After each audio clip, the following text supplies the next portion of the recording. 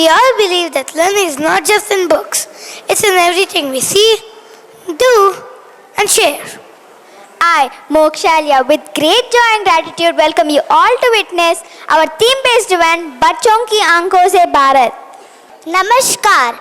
आज इस स्वर्णिम अवसर पर सभी उपस्थित जनों का हार्दिक अभिनंदन करते हैं. हम कक्षा तीसरी के छात्र आज हमारे विद्यालय के प्रांगण में प्रतिभा दर्शन नामक कार्यक्रम का आयोजन किया जा रहा है, जिसका शुभारंभ करते हैं हम एक प्रार्थना गीत से.